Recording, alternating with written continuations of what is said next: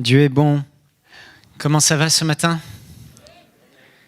Dans votre être intérieur, ça va?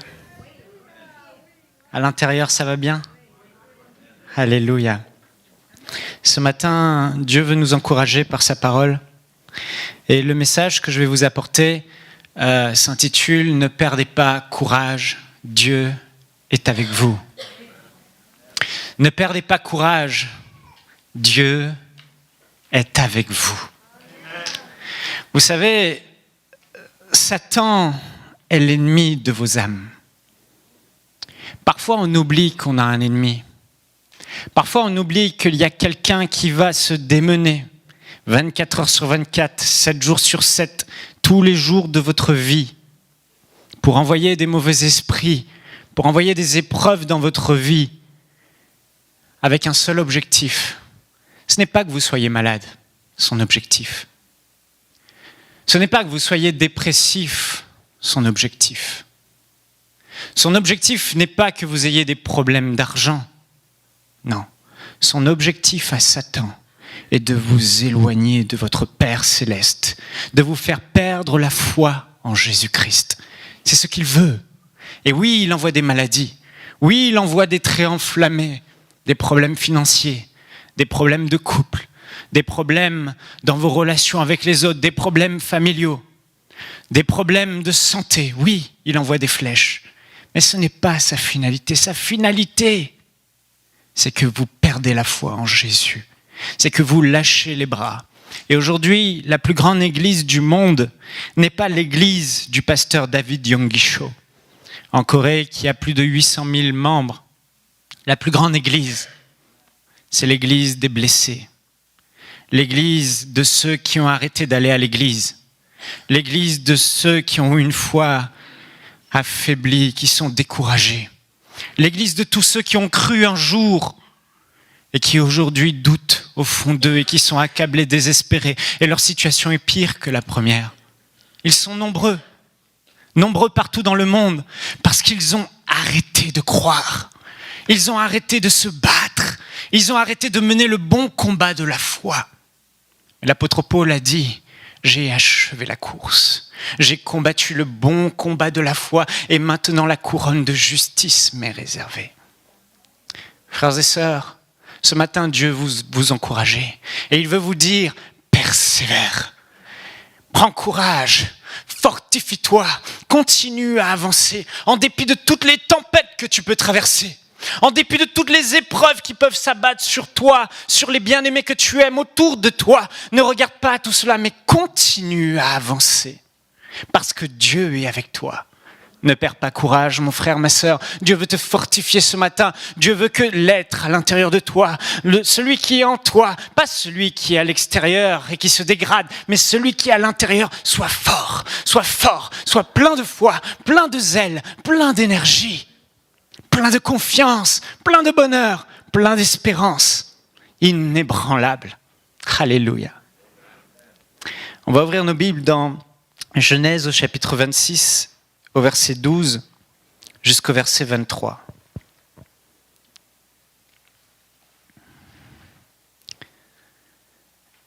La Bible est remplie d'exemples de personnes ordinaires.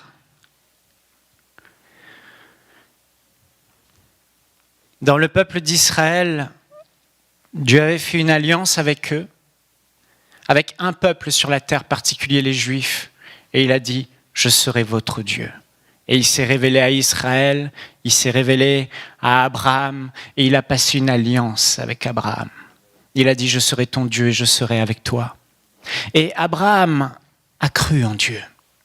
Et il a transmis cette foi à son fils et à ses enfants. À Isaac. Et ici, on voit qu'Isaac marchait avec Dieu et que Dieu bénissait Isaac. Isaac prospérait dans ses entreprises. Isaac avait foi en Dieu. Isaac croyait en Dieu. Et voici ce qui est dit au verset 12. Isaac sema dans ce pays, il habitait chez les Philistins, et il recueillit cette année le centuple, car l'Éternel le bénit. Cet homme devint riche Et il alla s'enrichissant de plus en plus jusqu'à ce qu'il devint fort riche. Il avait des troupeaux de menu bétail et des troupeaux de gros bétail, et un grand nombre de serviteurs. Aussi, les Philistins lui portèrent envie. Tous les puits qu'avaient creusés les serviteurs de son père du temps d'Abraham, son père, les Philistins les comblèrent et les remplirent de poussière. Donc ici, on voit qu'Isaac, Dieu le bénit. Il est béni, il marche dans la bénédiction, il a plein de troupeaux. Et vous savez, c'était une période de sécheresse, il n'y avait pas beaucoup d'eau et les puits étaient très importants. Et Abraham avait laissé à son fils Isaac un héritage, il lui avait laissé des puits. Les Philistins étaient jaloux, ils comblèrent les puits et les remplirent de poussière. Et Abimelech, le roi, c'est le roi des Philistins, dit à Isaac, « Va-t'en de chez nous, car tu es beaucoup plus puissant que nous. » Isaac partit de là et campa dans la vallée de Guérar, où il s'établit. Isaac creusa de nouveau des puits d'eau qu'on avait creusés du temps d'Abraham, son père, et qu'avaient comblés les Philistins après la mort d'Abraham, et il leur donna les mêmes noms que son père leur avait donnés. Les serviteurs d'Isaac creusèrent encore dans la vallée, et ils y trouvèrent un puits d'eau vive. Les bergers de Guérar querellèrent les bergers d'Isaac, sont des Philistins aussi, en disant « L'eau est à nous ». Et il donna au puits le nom d'Essek, parce qu'il s'était disputé avec lui. Ses serviteurs creusèrent un autre puits, au sujet duquel on chercha aussi une querelle, et il l'appela Sitna. Il se transporta de là et creusa un autre puits, pour lequel on ne chercha pas querelle. Et il l'appela Rehoboth, car, dit-il, l'Éternel nous a maintenant mis au large et nous prospérons dans le pays. Au verset 23, il est dit, il remonta de là à Beer-Sheba. L'Éternel lui apparut dans la nuit et dit, je suis le Dieu d'Abraham, ton père, ne crains point, car je suis avec toi, je te bénirai et je multiplierai ta postérité à cause d'Abraham, mon serviteur. Il bâtit là un autel, invoqua le nom de l'Éternel et y dressa sa tente. Et les serviteurs d'Isaac y creusèrent un puits. Isaac avait un héritage de son père Abraham. Isaac avait des puits à sa disposition et les Philistins étaient jaloux. Ils remplirent ces puits, ils fermèrent ces puits et Isaac a perdu son héritage. Isaac s'est retrouvé sans puits. Et vous savez, à l'époque, faire un puits, c'était quelque chose de très difficile. Déjà, on ne savait pas où il y avait de l'eau. On ne savait pas si on allait trouver de l'eau. Et il fallait travailler longtemps. Pas 2 jours, pas 3 jours pour faire un puits. Il fallait travailler longtemps pour faire un puits. Et investir beaucoup de ses serviteurs pour creuser un puits. C'était une tâche lourde. Une tâche qui se comptait sur plusieurs mois. Une tâche qui était difficile. Et là, Isaac perd son héritage. Il aurait pu baisser les bras et se décourager. Mais Isaac était un homme qui marchait avec Dieu, un homme qui faisait confiance à Dieu, un homme plein de courage à cause de sa foi en Dieu et de l'espérance qu'il mettait en son Dieu. Isaac n'a pas baissé les bras. Il est parti dans un autre territoire, toujours, et là, il a retrouvé des vieux puits, et il a creusé dans ces vieux puits, cherchant de l'eau. Et il n'a pas trouvé d'eau après avoir creusé. Et là, Satan aurait pu l'accuser. Tu vois, Dieu n'est pas avec toi. C'est un échec. Tu n'as pas eu la bénédiction que tu cherchais. Tu travailles et tu creuses depuis longtemps. Mais regarde, Dieu n'est pas avec toi. Et j'ai envie de vous dire ce matin, ne vous découragez pas. Soyez comme Isaac. Prenez courage. Satan est un menteur. Dieu vous dit, Satan est un menteur. Isaac n'était pas un homme qui se laissait décourager. Isaac s'est fortifié, il a repris courage et il est allé à un autre endroit. Et là, il creuse encore pendant longtemps pour finalement trouver de l'eau dans un puits. Et là, de nouveau, des Philistins arrivent et disent « Ce puits est à nous, cette eau est à nous ». Isaac aurait pu baisser les bras, il aurait pu abandonner.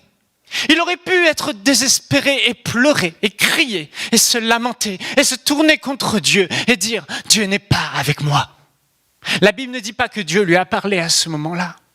Mais Isaac était un homme qui était un homme plein de courage et de hardiesse. Isaac a pris courage. Il a laissé ce puits aux Philistins et il est allé à un autre endroit. Et il a creusé encore. Il a creusé et il a retrouvé encore de l'eau. Et là, Satan a encore parlé aux Philistins. Et il est venu dans la vie d'Isaac, auprès du puits. Et il lui a encore fait querelle. Et ils ont encore dit, ce puits est à nous. Et Isaac encore a perdu son puits. Mais il s'est relevé. Il s'est fortifié. Il est reparti à un autre endroit. Et il a continué à creuser. Et là, il a trouvé de l'eau. Si tu es là aujourd'hui, Dieu veut te dire, malgré les épreuves de ta vie, malgré les tempêtes que tu traverses, malgré la maladie et les flèches de maladie que Satan t'a envoyées, malgré les difficultés financières et les dettes que tu as eues, malgré les problèmes familiaux, les problèmes de couple, malgré ces gens qui t'ont abandonné, malgré ta famille qui t'accuse, malgré toutes ces choses que tu traverses, oh, Dieu te dit, prends courage, prends ta pelle et continue de creuser. Et si tu es là aujourd'hui, c'est parce que tu continues de creuser. Tu continues de creuser et tu t'attaches à Dieu. Et Dieu te dit, tu vas finir par trouver de l'eau. Amen. Alléluia. Alléluia. Frères et sœurs, la Bible est jonchée d'exemples, comme Isaac. On voit David, le roi David face à Goliath. Les gens tremblaient devant David, mais David était un homme courageux, c'était un battant, un guerrier, parce qu'il avait confiance en Dieu. Et David est arrivé devant ce Philistin, il lui a dit, tu viens face à moi avec ta lance, ton javelot, ton épée, mais moi, je viens devant toi au nom de l'Éternel, le Dieu des armées, et toute la terre saura que le Dieu d'Israël est vivant et qu'il est un grand Dieu. Oh, c'était cette trempe d'hommes. Vous savez, ces hommes étaient courageux parce qu'ils avaient foi en Dieu. Et Satan veut que tu perdes ta foi en Dieu. Isaac, regardez bien sa vie. Il a perdu son héritage. Il s'est fortifié, il a creusé. Il n'a pas trouvé d'eau. Et tu as peut-être eu des échecs dans ta vie. Tu as essayé des choses et tu as échoué. Mais Dieu te dit aujourd'hui, mon frère, ma sœur, n'écoute pas la voix du diable, il est un menteur. Continue de creuser, prends ta pelle et continue de creuser. Isaac est allé, il a creusé. Il s'est fortifié, il a creusé encore. Et il a trouvé de l'eau. On lui a volé son puits. Et il a continué à creuser. Peu importe les tempêtes que tu as, continue à creuser. Ne baisse jamais les bras, relève ta tête, essuie tes larmes et continue à te battre. Oh, ce sont ces hommes que la Bible loue dans Hébreux 11, les héros de la foi, ces hommes qui ont avancé, ces hommes qui, malgré les épreuves, ne sont pas restés accablés, malgré les attaques du diable, n'ont pas douté une seule seconde que Dieu était avec eux. Et peut-être aujourd'hui, malgré tout à cause de tout ce que tu vis, tu doutes de la présence de Dieu dans ta vie, tu doutes de l'amour et de la bonté de Dieu pour toi. Mais j'aimerais te dire, Satan est un menteur, n'écoute pas sa voix, relève ta tête et continue à avancer, continue à creuser. Ta bénédiction vient, ta promotion vient, ta délivrance vient, ta guérison vient. Ma sœur, mon frère, ce matin, fortifie-toi en dépit de ce que tu vois, en dépit de ce que tu traverses. Isaac aurait dû, dans le naturel, abandonner. Mais Isaac a fait confiance en Dieu. Rien ne laissait croire que Dieu était avec lui. Et pourtant, la Bible nous dit au verset 23, après qu'il ait creusé 2 puits où il a trouvé de l'eau, l'Éternel lui a apparu dans la nuit et dit, je suis le Dieu d'Abraham, ton père, ne crains point, car je suis avec toi. Je te bénirai et je multiplierai ta postérité. Remarquez que Dieu ne s'est pas révélé à Isaac avant l'épreuve. Pendant l'épreuve, Dieu faisait silence. Et Satan vient. Non, il n'est pas avec toi. Et Satan vient, dit, tu n'y arriveras pas. Et Satan vient et dit, il n'y a plus d'espoir. Mais Isaac a pris courage. Isaac s'est fortifié en Dieu, fortifié par la foi, il a pris courage et il a continué à travailler. Et après, Dieu lui a dit, tu vois, je suis avec toi. Alléluia. Frères et sœurs, nous ne devons jamais perdre courage. En faisant confiance à Dieu, dans Deutéronome, chapitre 31, verset 6, il est écrit « Fortifiez-vous et ayez du courage. Ne criez point et ne soyez point effrayés devant eux, car l'Éternel, ton Dieu, marchera lui-même avec toi. Il ne te délaissera pas. Il ne t'abandonnera pas. » Leur courage venait de leur confiance en Dieu. Le courage que tu auras d'affronter les épreuves de la vie, le courage que tu auras de continuer dans ta marche, dans ta relation avec Dieu, te viendra uniquement de la foi. Parce que tu as la ferme assurance que ton Dieu est avec toi, qu'il ne t'abandonnera pas et que c'est lui qui aura le dernier mot sur ta vie. Satan n'a pas gagné. Satan a peut-être gagné quelques batailles dans ta vie, mais il n'a pas gagné la guerre dans ta vie. Tu vas la remporter, mais Dieu te dit, redresse ta tête, fortifie-toi, prends courage, bats-toi, refuse la défaite, refuse de te lamenter, refuse ce statu quo, refuse de pleurer, sèche tes larmes, relève-toi et bats-toi, avance, travaille dur avec le Seigneur et le Seigneur est avec toi. Alléluia. Est-ce que vous le croyez? Est-ce que vous le croyez? Quelqu'un peut acclamer le Seigneur? Alléluia. Il est avec nous. Oui, Seigneur, tu es avec moi. En dépit de ce que je vois, en dépit de ce que mes oreilles disent, en dépit de ce que mon compte bancaire et mon banquier me dit, en dépit de ce que l'état de mes finances me disent, en dépit de ce que les symptômes de mon corps me disent, je refuse cela, je refuse, je ne fais pas partie de cette trempe de personnes qui se lamentent. Non, non, non, non, non, je suis fortifié par la foi, je prends courage. Écoute-moi bien, Satan, écoute-moi bien, Satan. Oh non, Satan, tu n'as pas gagné. Regarde, je suis à l'église. Regarde, je lis ma Bible. Regarde, je prie. Regarde, j'avance. Isaac n'avait pas de pasteur pour l'encourager. Isaac n'avait pas de Bible pour l'encourager. Isaac n'avait pas le Saint-Esprit en lui pour conserver la paix et la joie, mais il avait cette foi en Dieu. C'est cette foi qui va te garder, cette foi qui va te faire. Et parfois, je vous assure, dans les moments difficiles, vous savez ce qu'il faut faire? Il ne faut pas prendre le téléphone et appeler le pasteur et appeler les gens et appeler les autres et dire que c'est difficile. Dans les moments difficiles, ce que Dieu veut que vous fassiez, c'est que vous relevez la tête, vous levez les yeux vers le ciel et vous dites « Père, dans le nom de Jésus, me voici ». Et tout à coup, la paix surnaturelle de Dieu garde vos corps en Jésus-Christ. Tout d'un coup, une force en vous naît et vous continuez à avancer, vous continuez à vous battre et tout le monde croit que vous êtes en train de déprimer. Tout le monde croit qu'à votre place, il serait anéanti. Mais vous restez debout à l'intérieur. Peu importe l'état de votre corps, peu importe l'état de vos finances, peu importe ce que vous vivez. C'est facile de dire aujourd'hui, quand on est en bonne santé, c'est facile de dire « Oui, je suis en bonne santé parce que Dieu me garde. Je suis en bonne santé parce que Dieu me protège et je marche dans la bénédiction. » C'est facile. Mais viendra un jour où Satan va commencer à venir et à toucher à vos enfants. Viendra un jour où Satan viendra et commencera à toucher à votre conjoint. Viendra un jour où Satan viendra et commencera à toucher aux gens que vous aimez. Viendra un jour où Satan va faire en sorte que vous vous retrouverez seul. Mais là, nous avons quelque chose que le monde n'a pas, frères et sœurs. Nous avons un Dieu merveilleux avec nous.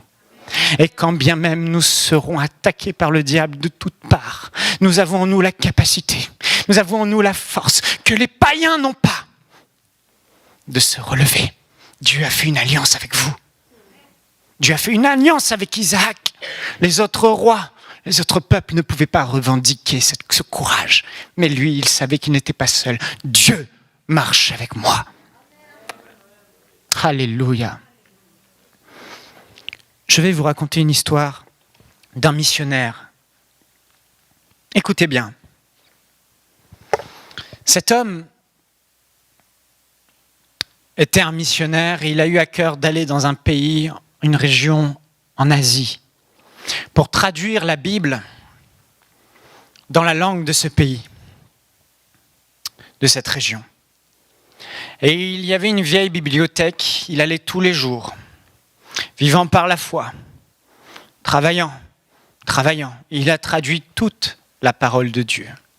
Alors qu'il était en train d'arriver au dernier livre, c'est une histoire vraie, au dernier livre, je ne sais plus le nombre d'années, mais je crois que c'était à peu près 30 ans de traduction. Vous imaginez ? 30 ans d'une vie investie à une tâche, à un but, à une vision, délaissant peut-être même sa vie de famille. Je ne connais pas tous les recoins de l'histoire, mais cet homme a travaillé pour le Seigneur. Et quand il est arrivé un matin, alors qu'il arrivait à la fin, à la traduction de la Bible, la bibliothèque dans laquelle il écrivait ses parchemins, il n'y avait pas d'imprimante à l'époque de machine à écrire comme cela. Il voit la bibliothèque en feu. Et ces 30 années de travail en cendres. Cet homme, qui était un homme de foi, est tombé à genoux dans les cendres. Il n'a pas dit un mot. Il a pleuré. Il a relevé sa tête. Il a dit, tu as fait de moi une personne persévérante. Tu es avec moi. Je vais me relever et je vais tout recommencer. 30 ans. Il a retraduit la Bible, je crois que cette fois, ça lui a pris 15 ou 20 ans. Toujours, tout refaire. À la main. Il est mort. Et au travers de ses écrits, il y a eu un puissant réveil. Et beaucoup de grandes foules se sont converties à cause des écrits de cet homme. La promesse que Dieu lui a faite s'est accomplie. Cet homme aurait pu se dire, mais Dieu, tu m'as abandonné. Pourquoi ? Je n'étais pas dans ta volonté. Pourquoi as-tu permis ça ? Mais cet homme savait que Satan était le prince de ce monde et que Satan avait voulu anéantir son travail. Et il s'est fortifié. Il a dit, tu m'as volé, Satan. Mais moi, je vais continuer. Il a pris courage. Et il allait se battre encore. Frères et sœurs, soyez des enfants de Dieu. Soyez de la trempe de Christ. Soyez de cette trempe de personnes qui se lèvent avec courage, avec zèle, pour mener le bon combat de la foi et faire taire la bouche du diable. Alléluia. Combien les pasteurs des églises seraient heureux, épanouis, si les membres de l'église étaient des personnes qui savaient relever eux-mêmes leur tête, qui savaient eux-mêmes se fortifier dans la parole de Dieu. Mon frère, ma sœur, ce n'est pas grave si tu as vacillé quelque peu. Mais là, c'est le temps maintenant de relever ta tête. C'est le temps de prendre courage. Si ces gens qui étaient sous l'ancienne alliance, dans le peuple d'Israël, avaient une alliance avec Dieu, à combien plus forte raison nous avons une meilleure alliance avec Dieu ? À combien plus forte raison Dieu est encore plus avec nous qu'il est avec eux ? À combien plus forte raison nous avons la parole de Dieu ? À combien plus forte raison nous avons le Saint-Esprit en nous ? Nous ne sommes pas de la même nature qu'Isaac. Nous ne sommes pas de la même nature qu'Abraham. Nous partageons leur même foi. Nous sommes des gens de foi, mais nous sommes d'une nature supérieure. Jésus a dit, le plus petit dans le royaume des cieux est plus grand que tous. À cause du sacrifice excellent de Jésus, vous n'êtes pas n'importe qui. Vous n'êtes pas un petit. Vous n'êtes pas misérable. Vous êtes les précieux et glorieux enfants de Dieu. Nous sommes son peuple. Nous sommes le peuple qui s'est acquis au prix d'un grand sacrifice, celui de Jésus, son Fils, qui est mort à la croix et qui a payé le prix pour que nous relevions la tête. Nous avons le Saint-Esprit en nous. Nous sommes nés de nouveau. Nous sommes nés de nouveau. Nous ne sommes pas sujets aux mêmes choses que les incroyants sont sujets. Nous ne sommes pas sujets à la dépression. Nous ne sommes pas sujets à la défaite. Nous ne sommes pas sujets au fait d'être accablés et anéantis. Nous sommes plus que vainqueurs. Nous sommes des plus que vainqueurs. Oh, peut-être que notre compte bancaire n'est pas le plus que vainqueur.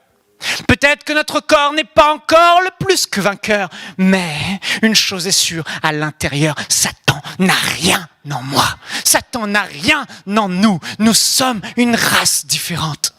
Une race qui marche la tête levée. Nous sommes nés de nouveau. Nous avons une vie supérieure à l'intérieur de nous. Tu as une vie supérieure en toi. Une vie qui fait que, quoi qu'il t'arrive, que tu perdes ton conjoint, que tu perdes tes enfants, quoi qu'il arrive, même la mort n'a pas de pouvoir sur toi. Tu en sors toujours victorieux. Tu as toujours en toi cette force intérieure de relever la tête et de louer ton Dieu. Les incroyants n'ont pas ça, mais nous l'avons. L'apôtre Paul a dit à notre sujet, dans 2 Corinthiens au chapitre 4, versets 4 et 7, ainsi, 2 Corinthiens chapitre 4, verset 4. Écoutez bien ce qu'il dit. Ainsi, puisque tel est le ministère que Dieu nous a confié dans sa bonté, nous ne perdons pas courage. Au verset 7, mais ce trésor, nous le portons dans les vases faits d'argile que nous sommes, pour que ce soit la puissance extraordinaire de Dieu qui se manifeste et non notre propre capacité. J'ai pas donné la bonne référence ?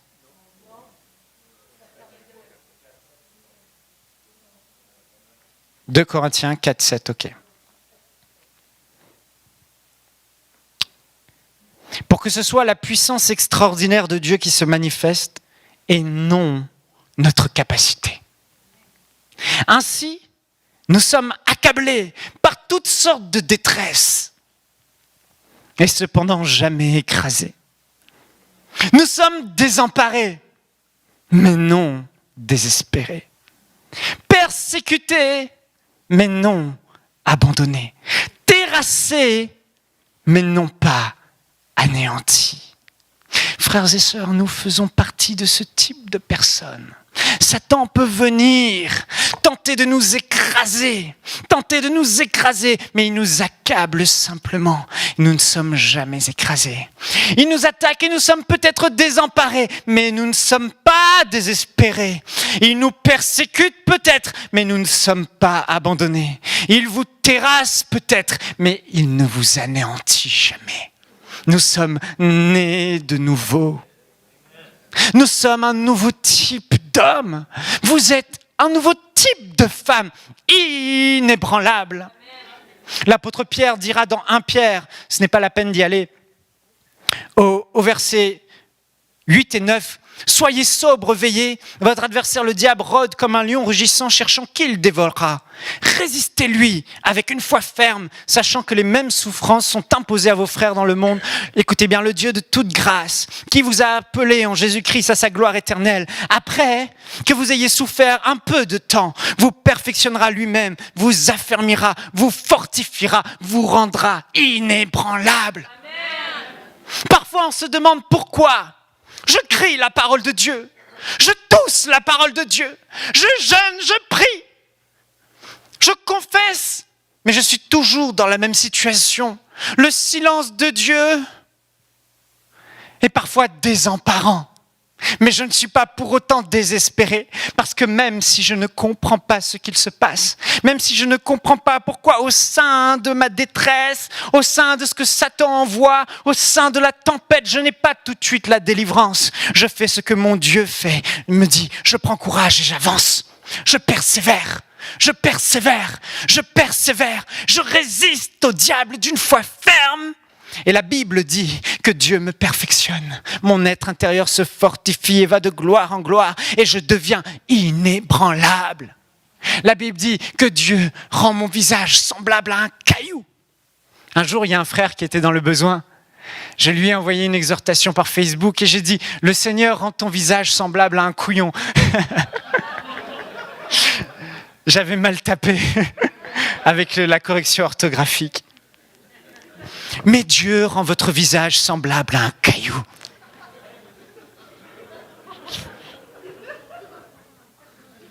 Dieu vous a fermé. Quoi que nous voyons, nous ne perdons pas courage. Nous avançons. Jacques chapitre 4 verset 7 dit « Soumettez-vous donc à Dieu.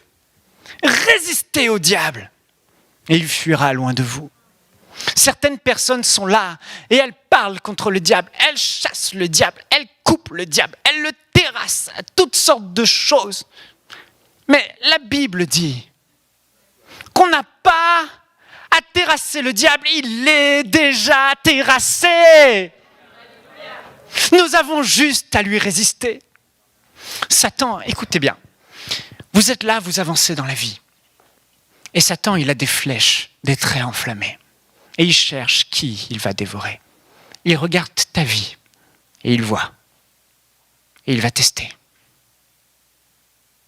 Il t'envoie une flèche, paf, dans le dos. Oh, ce symptôme de maladie, ça fait mal. Ah, c'est douloureux. Pourquoi moi? Pourquoi? Il y a des chrétiens comme ça, ils ne comprennent pas. Satan leur envoie une deuxième flèche, pouf. Problème de couple et de famille. Pourquoi, Seigneur? Pourquoi? Et pouf, une troisième flèche, problème d'argent. Et là, Satan, vous avez 3 flèches dans le dos. Vous les voyez, ça fait mal et vous n'arrivez pas à les enlever. C'est dur. Et là, les chrétiens, ils arrêtent d'avancer. Ils se mettent à genoux. Certains sont par terre et ils pleurent. Ils pleurent parce qu'ils ont des flèches dans le dos.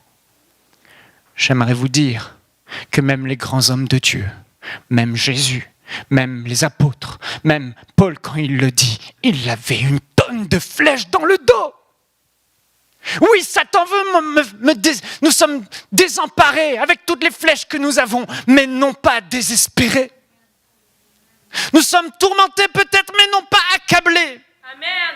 Nous ne sommes pas anéantis, parce qu'au-dedans de moi, il y a quelque chose de plus grand. Je puis tout par Christ qui me fortifie. Je suis plus que vainqueur par celui qui m'a aimé en Jésus-Christ. Et là, vous relevez la tête, vous redressez votre corps et vous continuez à avancer malgré les flèches. Je me dis, mais il y a des flèches dans le dos. Oui, mais pourquoi tu n'avances pas encore? Il y a des flèches, j'ai mal. Mon couple, ma famille, mes finances, ma santé. Oui, mais pourquoi arrêtes-tu d'avancer? Pourquoi perds-tu courage? Est-ce que tes flèches t'ont anéanti? Oui, elles m'ont anéanti. Faux, tu mens. Tu mens. J'ai eu des flèches. Des gens m'ont persécuté. Une fille que j'aimais, avec qui j'étais fiancé, j'étais passé sur la plus grande chaîne TV de France avec elle. Elle est allée mentir, elle m'a trompé. Et elle est allée mentir à mon sujet, appelant des hommes de Dieu, disant toutes sortes de mensonges à mon sujet. Oh, je me suis pris une grande flèche dans le dos quand j'ai appris ça. Mais vous savez quoi? Je me suis juste assis, alléluia, et j'ai pensé à Jésus dans le jardin de Gethsémani, qui s'est pris tellement de coups pour moi, et je me suis simplement relevé, j'ai essuyé les larmes, et j'ai dit, Seigneur, alléluia, on continue à avancer, peu importe ce que Satan essaye de faire, je me relève. L'apôtre Paul le dit. Nous sommes accablés par toutes sortes de détresse, mais cependant jamais écrasés. Nous avons une vie supérieure, nous avons un Dieu, une espérance. Nous sommes désemparés, mais non désespérés, persécutés, mais non abandonnés, terrassés par le diable, par toutes sortes de flèches, mais jamais anéantis. Et vous savez, Satan peut envoyer des flèches aux plus grands de ce monde qui ont l'argent, des multimillionnaires, et ils finissent par se suicider. Mais il ne peut envoyer aucune flèche à un enfant de Dieu et l'anéantir. C'est impossible. Nous sommes nés de Dieu. Nous avons une vie supérieure à l'intérieur de nous. Et là, nous relevons la tête et nous avançons malgré tout. Vous savez pourquoi ? Parce que ces flèches n'ont aucun pouvoir sur vous. Ces flèches n'ont pas de pouvoir sur vous. Ces symptômes de maladie n'ont pas de pouvoir sur vous. Ces problèmes de toutes parts dans vos vies n'ont aucun pouvoir sur vous, sur votre être intérieur. Non. Le seul pouvoir qu'il a, c'est celui que vous lui accordez. Parce que nous ne pensons pas de la bonne façon. Nous nous disons, c'est pas normal d'avoir ça. Dieu n'est pas avec moi. Nous doutons et nous arrêtons le bon combat de la foi. Nous arrêtons d'avancer. Nous baissons les bras. Mes frères et sœurs, j'aimerais vous dire que nous ne sommes pas ce type de peuple. Nous ne sommes pas ce type de personnes. Nous ne sommes pas de ceux qui abandonnent. Nous ne sommes pas de ceux qui nous relâchons. Nous sommes des plus que vainqueurs. Et vous savez, lorsque vous êtes par terre et que vous êtes là, et qu'il vous a envoyé vos flèches, et que tout à coup, vous commencez à vous fortifier dans la foi, dans votre chambre ou chez vous, dans cette réunion à l'église, vous êtes là et vous commencez à confesser. Je me souviens de ma femme, on ne pouvait pas avoir d'enfant. Je lui ai dit, on ne va pas se lamenter. On se fortifie par la foi et on a commencé à confesser la parole de Dieu. On a commencé à se lever.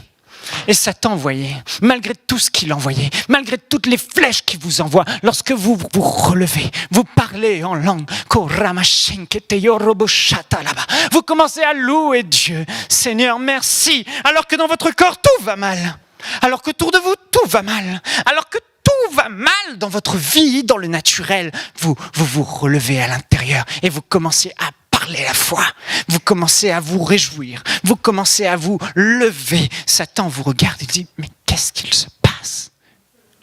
Je ne peux rien faire contre lui. Mais nous, on fait partie de ceux qui résistent à Satan. Il n'a aucun pouvoir sur nous. La Bible dit dans Colossiens au chapitre 2, au verset 13 à 15, il dit « Jésus-Christ nous avons été rendus à la vie avec Christ. Il a effacé l'acte dont les ordonnances nous condamnaient, qui subsistait contre nous. Il l'a détruit en le clouant à la croix. Il a pardonné nos péchés. » Et la Bible dit au verset 15, il a dépouillé les dominations et les autorités. La traduction Summer dit « Il a désarmé toute autorité et tout pouvoir et il les a livrés publiquement en spectacle en triomphant d'elle par la croix. » Ça veut dire quoi ? Ça veut dire que quelle que soit que la tempête que Satan vous envoie, elle n'a point d'effet sur vous. Elle ne peut pas vous laisser par terre. Vous avez en vous cette force supérieure. Vous avez en vous cet espoir en Dieu. Vous avez en vous la foi suffisante pour maintenant, quoi que vous traversez, relever la tête. Non, Michael, je ne peux pas. Si, tu peux. Il suffit de la lever maintenant. Il suffit de la lever maintenant. Il suffit de sécher tes larmes maintenant, simplement. Et comme Isaac, tu te lèves et tu creuses. Tu te lèves et t'avances. Et quand le diable voit que malgré les flèches que tu t'es pris, tu continues à avancer. Il réalise qu'il n'a aucun pouvoir sur ta vie. Et il te laisse tranquille. Ne perdons pas notre temps à essayer d'anéantir quelqu'un qui est inébranlable. Alléluia. Ne perdons pas notre temps à essayer d'anéantir quelqu'un qui est inébranlable, qui ne marche pas selon la vue, mais qui marche par la foi. Est-ce que vous croyez ce que je dis aujourd'hui ? Est-ce que vous croyez qu'aucune flèche du diable ne peut vous anéantir ? Est-ce que vous croyez que même s'il vous reste même pas juste un bras, comme ce frère Nick, qui n'a ni jambes, ni bras, juste un petit bout, comme il l'appelle, une aile de poulet au bout du pied, et qui n'a pas de jambes ni bras, mais qui gagne des millions d'âmes à Christ, qui a le sourire sur son visage, parce qu'il est devenu inébranlable dans la foi. Il ne demande pas à Dieu forcément de lui donner des jambes et des bras. Non, tel que je suis, peu importe, j'avance et je fais la guerre à Satan. Ce que tu m'as volé, Dieu va me le rendre et il aura le dernier mot sur ma vie dans le nom de Jésus. Nous avons le nom de Jésus. Alléluia. Oh, Ramasakata. Vous savez, dans la Bible, on a cette histoire de Jésus qui allait vers une fille, Jairus, sa fille était morte. Elle était morte. Morte. Son cœur ne battait plus, elle ne respirait plus depuis plusieurs heures. Et il y a un homme, Lazare, qui lui aussi est mort, et lui plus longtemps. Depuis plusieurs jours, il était mort, et ça commençait à se sentir. Et ces gens sont venus vers Jésus, pour que Jésus vienne les voir, vienne voir la fille de Jairus, mais entre-temps, elle était morte. Il n'y avait plus d'espoir. Et les gens pleuraient, parce qu'ils sont sans Dieu et sans espoir. Ils pleuraient. Nous ne devons pas pleurer plus de 10 minutes en tant que chrétiens. Parce qu'une fois qu'on a pleuré en apprenant la nouvelle, on se fortifie. Quand ma mère m'a appelé, qu'elle m'a dit que mon père avait le cancer et qu'il avait perdu la quasi-totalité de son sang et qu'il était à l'hôpital entre la vie et la mort, je suis allé dans la salle de bain et j'ai commencé à penser à mon père et j'ai pleuré. Et j'ai pleuré 1 minute. Et puis j'ai dit, Seigneur, pardon d'avoir pleuré. J'ai essuyé mes larmes. Je me suis levé et j'ai dit, il ne mourra pas, il vivra. Il ne mourra pas, il vivra, il donnera sa vie à Jésus. Je suis allé avec la foi. Mon père a été guéri et il a donné sa vie à Jésus. Il s'est fait baptiser d'eau. Satan a perdu.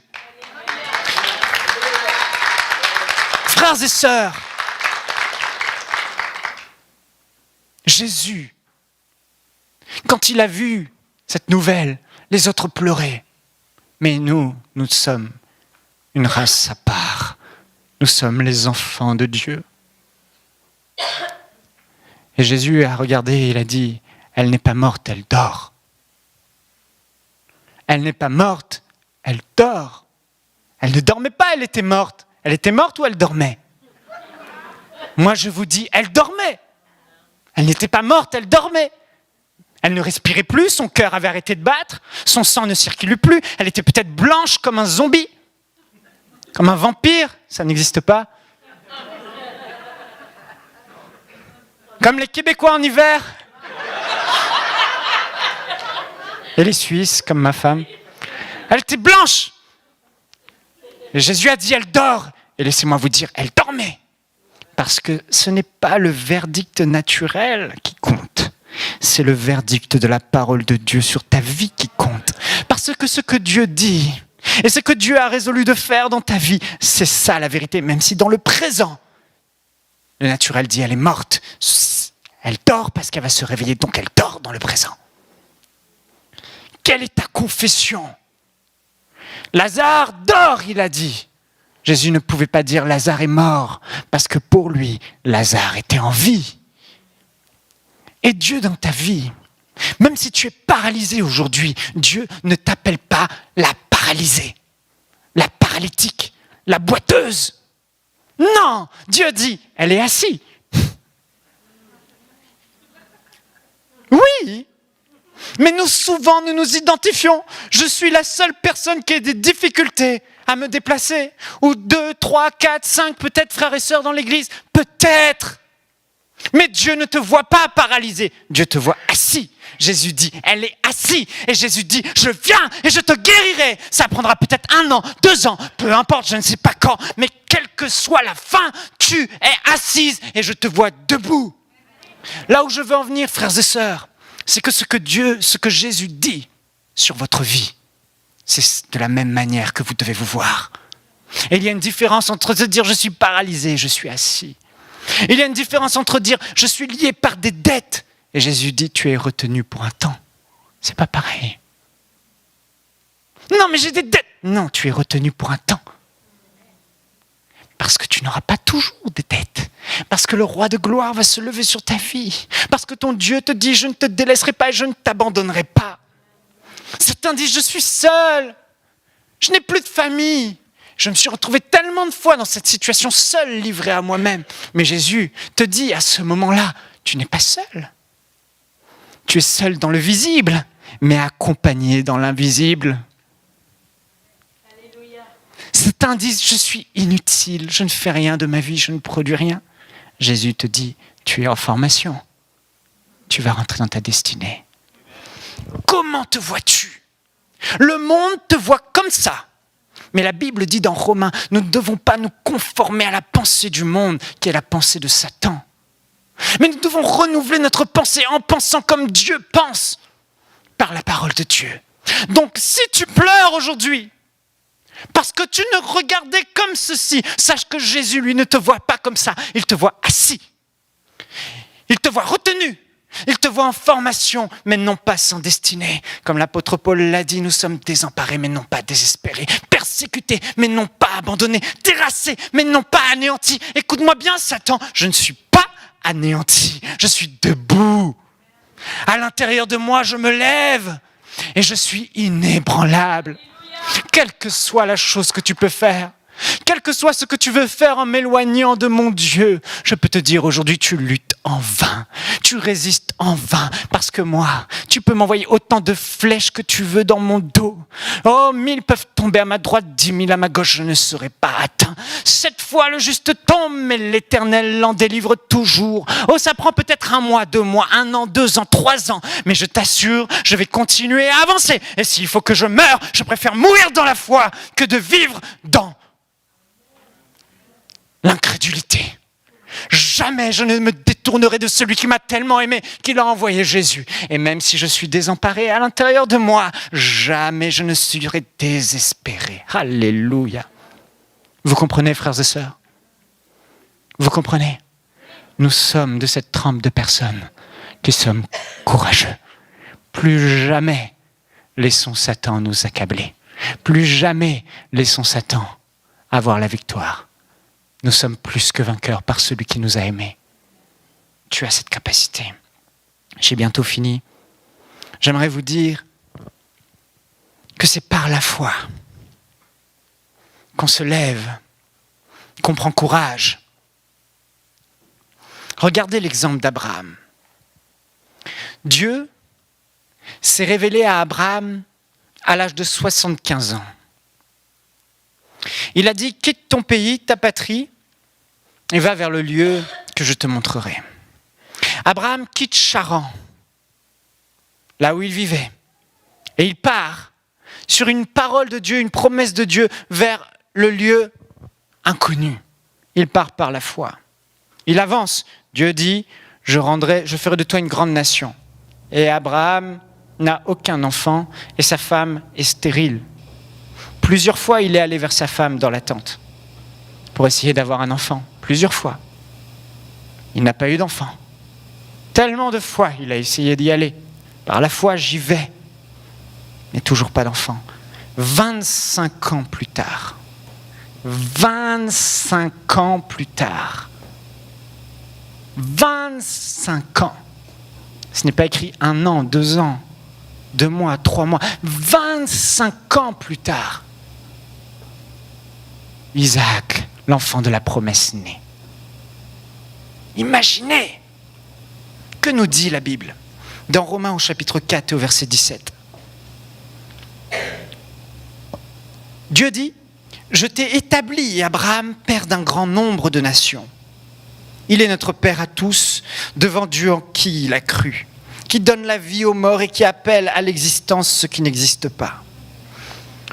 Au verset 18, espérant, contre toute espérance, il crut et devint ainsi le père d'un grand nombre de nations.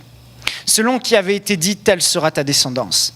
Et sans faiblir dans la foi, il ne considéra pas son corps presque mourant, puisqu'il avait près de 100 ans et le sein maternel de Sarah déjà atteint par la mort, mais face à la promesse de Dieu, il ne douta pas par incrédulité, mais fortifié par la foi, il donna gloire à Dieu, pleinement convaincu de ceci, ce que Dieu a promis, il a aussi la puissance de l'accomplir. Dieu dit que Abraham est le père de la foi. Dieu lui fait une promesse et il va. 1 an, 2 ans, 3 ans, 4 ans, 5 ans. Sa femme commençait à lui parler. Ses serviteurs commençaient à lui parler. Certainement qu'on lui a dit, Dieu avait peut-être voulu ça, Dieu voulait peut-être que tu ailles vers ma servante Agar et que tu fasses un fils qui s'appelle Ismaël. Et Abraham a vacillé dans sa foi. Peut-être que tu as vacillé dans ta foi. Oui, peut-être que tu as eu des Ismaël. Mais ce n'est pas pour autant que Dieu dit que Abraham n'est pas le père de la foi. Il l'appelle le père de la foi. Parce que même s'il a eu des moments de faiblesse sur sa route, Abraham, il s'est toujours relevé. Et il a continué à avancer. Et au lieu de retourner à son ancienne vie, de là où il venait, il s'est fortifié. Il a continué à avancer vers la promesse de Dieu. Il a continué à croire en Dieu. Il s'est fortifié par la foi. La Bible dit qu'il avait plus de... Son corps était âgé et le corps de sa femme était atteint par la mort. Elle était totalement stérile. Il n'avait plus de désir. Sarah disait même, comment aurais-je encore des désirs? Mais Abraham s'est fortifié par la foi. Oh, il s'est fortifié. Je n'ai peut-être plus de désir. Je n'ai peut-être plus envie, je n'ai peut-être plus de force et elle non plus. Mais Dieu a dit, alors je ne regarde pas à ce que mon corps me dit. Et je vais vers ma femme encore une fois et je pose des actes de foi encore une fois. Et Isaac est né et la promesse s'est accomplie. La Bible nous appelle à marcher non par la vue, mais par la foi. Nous sommes des personnes qui ne regardons pas dans le naturel. Ne regarde pas, mon frère, ma sœur, à l'état de tes symptômes. Ne regarde pas, mon frère, ma sœur, à l'état de ton compte, à l'état de ta vie actuelle et à toutes ces flèches et ces tempêtes que Satan a envoyées. Mais regarde comme Abraham uniquement à la promesse de Dieu.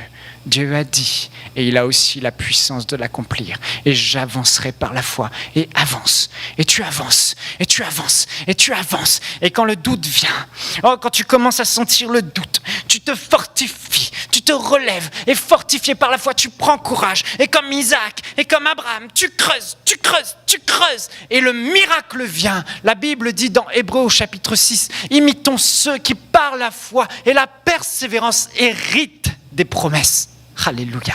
Je remercie Dieu pour le mot persévérance. Il n'a pas dit juste par la foi, mais il a dit par la foi et la persévérance. Aujourd'hui, le rêve que Dieu a mis sur ta vie semble être peut-être loin.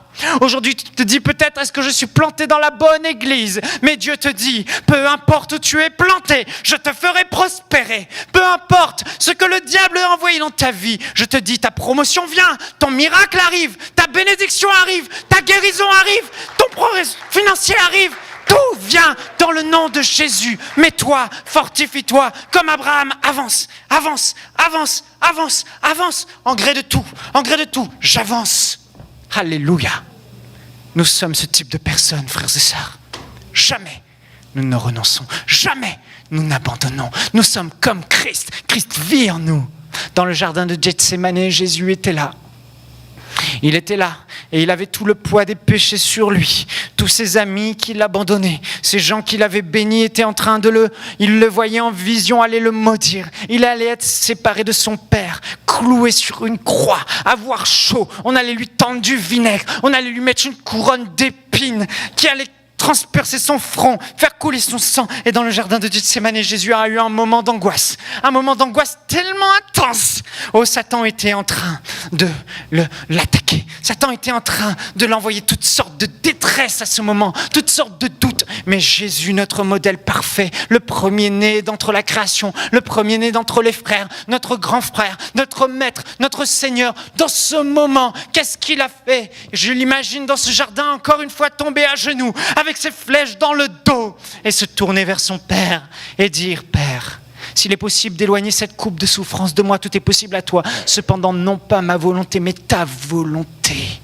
Et là, il s'est fortifié et il a aligné les pensées de son âme à la pensée de Dieu, ne voulant plus regarder aux souffrances qu'il allait vivre, mais simplement regarder à celui dont cette destinée était entre ses mains, celui qui, avec ses grands cris qu'il avait fait à son Père, allait le délivrer d'entre la mort, n'allait pas rester dans le séjour des morts, mais allait le troisième jour le ressusciter, l'élever et l'asseoir à sa droite et lui donner tout pouvoir et toute autorité. Mais Jésus, à ce moment-là, au lieu d'être anéanti, il s'est relevé et il s'est retrouvé en face de ses détracteurs, en face de son ami Judas qui le livrait. Et il était prêt. Allons-y. Allons-y, Satan. On verra qui rira le dernier. Il est allé, il a payé le prix qu'il fallait. Frères et sœurs, si Jésus l'a fait, il vit en toi. Tu as cette force. Cette force. Cette force. Peu importe qui est avec toi. Peu importe ce qu'on dit de toi, peu importe ce que Satan te fait penser de toi, tu n'es pas rien. Tu es Christ en toi. Tu es enfant de Dieu. Alléluia. Et on relève la tête vers le Père comme Jésus. Non pas ta volonté, ma volonté, mais ta volonté, Seigneur. Et il se fortifie et il avance. Il avance. Il avance. Je sais que dans ce lieu, il y a plusieurs personnes, je le vois maintenant, où vous êtes disqualifiés. Et Dieu te dit aujourd'hui, tu n'es pas disqualifié. Plusieurs personnes, en m'écoutant, vous vous dites, j'ai manqué de foi. Dieu te dit, comme Abraham, ressaisis-toi. Comme Pierre qui m'a renié 3 fois, ressaisis-toi. De la même manière que j'ai pardonné à Pierre et je lui ai dit, relève-toi, serre-moi, paie mes brebis, aime-moi. Va de l'avant, Pierre. Peu importe, le passé est passé, va de l'avant. Prends courage, j'ai besoin de toi. Dieu te dit, prends courage, lève-toi, j'ai besoin de toi. Tu t'es disqualifié toi-même, mais moi, je ne t'ai pas disqualifié. Peu importe les erreurs que tu as commises, le passé est passé. Mon sang purifie, mon sang pardonne. Tout. Relève-toi, mon frère, ma soeur, relève-toi à l'intérieur de toi. Sèche tes larmes et avance. Avance. Alléluia. Nous sommes ce type de peuple. Un jour, je finis avec ça.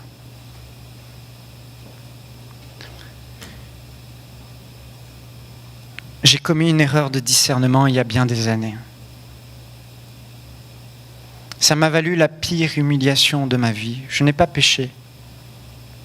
Je ne peux pas rentrer dans les détails. Ce n'était pas un péché. Mais c'est un mauvais choix que j'ai fait. J'ai entendu toutes sortes d'atrocités dire sur moi, tous les coins, dans des églises, des pasteurs, des mensonges.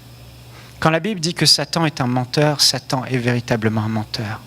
Il vous dit des choses mauvaises, mais il dit aussi des choses mauvaises aux autres à votre sujet. Mais ça fait de lui un menteur. Pour la première fois et la seule fois de ma vie, j'étais au plus bas du trou. Tout s'est fermé, toutes les portes, tout. J'étais humilié au plus haut point. Je suis allé dans ma chambre, j'ai pleuré comme un bébé. J'ai dit, Seigneur, je me suis trompé, j'ai eu tort. Et pendant plusieurs jours, j'ai fermé ma bouche. J'ai arrêté de parler à Dieu. J'ai arrêté de prier en langue. J'avais la capacité de me relever, mais je ne voulais pas. Et j'ai dit au Seigneur quelque chose que je regrette amèrement.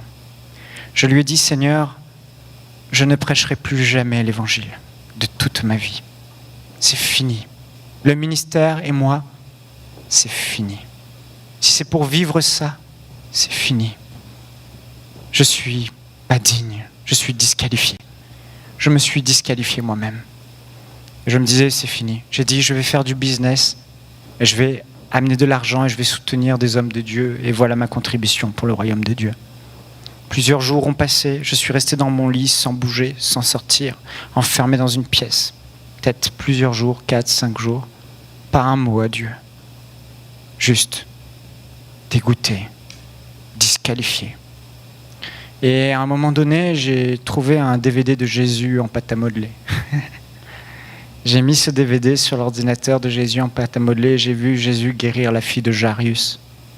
Au moment où Jésus guérit la fille de Jairus, la parole de Dieu m'a transpercé, comme une grosse claque en pleine figure. Ça m'a percuté.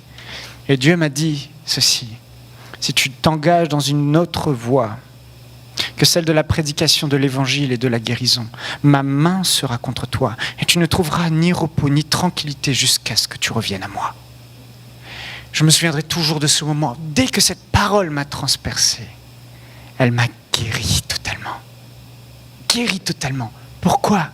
Parce que j'ai vu, je m'étais disqualifié, mais Dieu, lui, ne m'avait pas disqualifié. Et j'aimerais vous dire, jamais vous ne serez disqualifié aux yeux de Dieu. Toujours la grâce de Dieu va vous relever. Toujours la bonté et l'amour de Jésus vous relève et vous dit « Avance, continue, serre-moi ». Et peut-être que tu as douté et vacillé dans ta foi. Mais Dieu aujourd'hui veut t'encourager. T'encourager. T'encourager. Prends courage. Prends courage. Sèche tes larmes. Relève ta tête. Il y a une personne ici. Tu as été abusé. Abusé. Quand tu étais jeune. Abusé. Abusé. Plein de reprises. Abusé. Abusé. Abusé. Ça a enlevé ta dignité, l'estime que tu as de toi. Jésus te dit, tu n'es pas disqualifié. Jésus te dit, le passé est passé. Je t'aime, je ne te délaisserai pas, je ne t'abandonnerai pas. Relève ta tête, va de l'avant. J'ai besoin de toi pour mon royaume. Il y a une personne ici dans le ministère, elle se sent découragée. Dieu te dit, ne te décourage pas. Les temps vont venir où l'eau va jaillir. Continue à creuser. Continue à avancer. Une personne ici, elle se sent désemparée par rapport à sa vie future. Elle se dit, je n'ai pas d'espoir. Dieu te dit, continue à avancer. Fortifie-toi. La promotion vient, les portes vont s'ouvrir. Les portes vont s'ouvrir dans le nom de Jésus. Sèche tes larmes.